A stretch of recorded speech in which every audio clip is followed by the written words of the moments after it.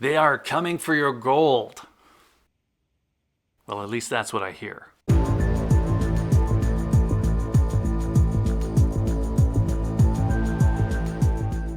In 1933, Franklin Roosevelt forbade the hoarding of gold coins, bullion, and gold certificates anywhere in the continental US. That was Executive Order 6102, and that limited gold ownership here for 41 years until it was repealed by Gerald Ford in 1974.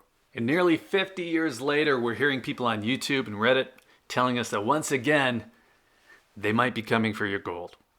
The spoiler alert here is that I just don't agree. I'm going to tell you why. In 1933, the United States was in the midst of the Great Depression. This was nearly 4 years after the 1929 market crash that led to wide-scale bank closures. Now, you don't have to be especially creative to draw corollaries between conditions today and the 1929 crash that set things off, but even if things were the same, there's one major difference here. The United States no longer operates on a gold standard. The reason that that's important is not that the US has no need for gold or no future potential for it to be used in trade even. It's simply that the United States Federal Reserve no longer requires 40% gold backing for issued reserve notes. In other words, the Fed doesn't need the gold reserves to print more dollars. The only real reason the government would have to order the public to turn in gold holdings like they did with that Executive Order 6102 would be a return to a gold standard, something we mostly left in 1933 and then completely left in 1973. So 50, 90 years, depending on how you look at it. Returning to a gold standard would mean giving up that freedom to simply print more money. And the Fed has enjoyed that for 90 years. Now, my take is that the government wouldn't survive a return to a gold standard, and there just would be no one left to come after your gold to begin with. Kind of a catch-22.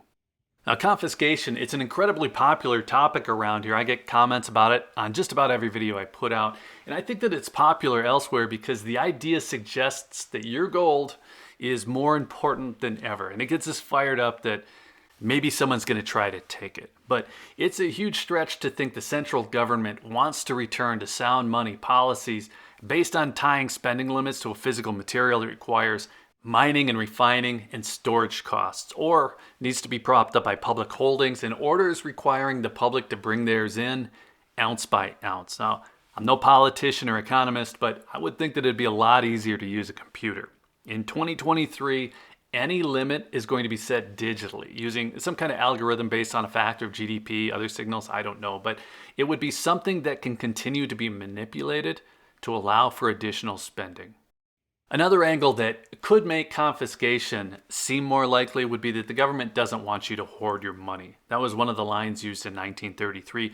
They didn't want economic growth stalled by people unwilling to spend their money just as fast as they could earn it. And that idea dovetails with the idea that the government is going to force the population into the use of one single programmable central bank digital currency. And to do that, all forms of alternative money would need to be squashed. Now, none of us can say whether we move exclusively to one single digital payment system in the future, but what we could do is look at the number of actual transactions that are made today using gold.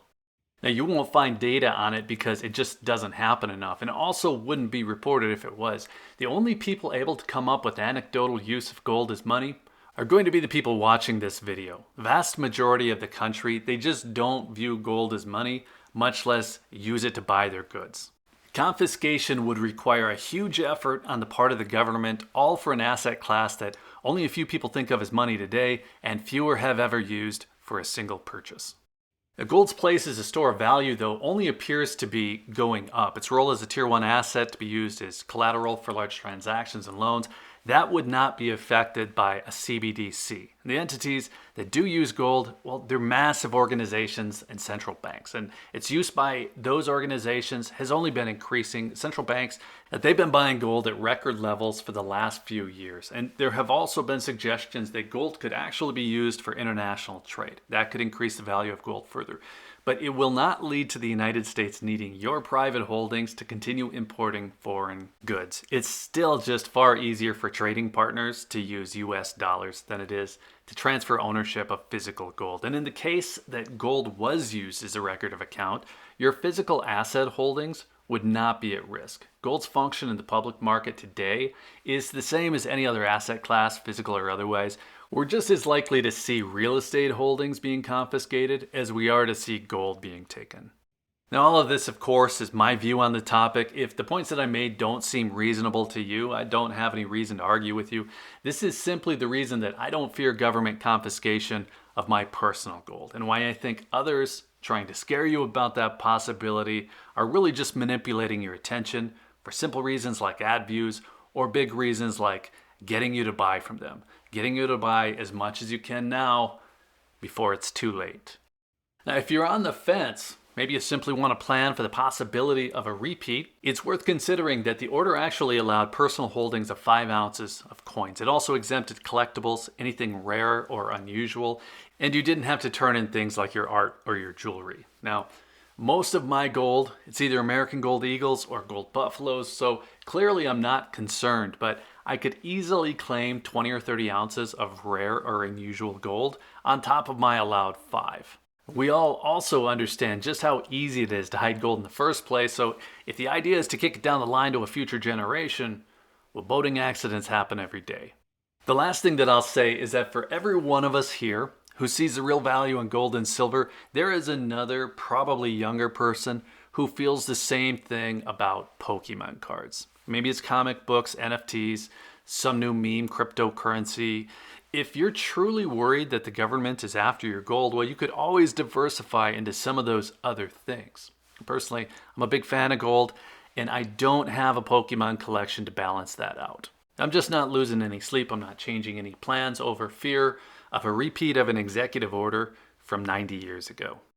And I think that covers the opening for me, so if you think I'm off base, if you're worried about your gold, let us know in the comments, or if you had any tragic accidents leading to the loss of your personal holdings, well, feel free to document that here as well. I think that makes it official. And while you're there, be sure to hit the like button if you found any of this interesting. Be sure you're subscribed with notifications turned on if you'd like to see more on the topic. And if you're still here, thanks again for watching. I always appreciate your time. Take care.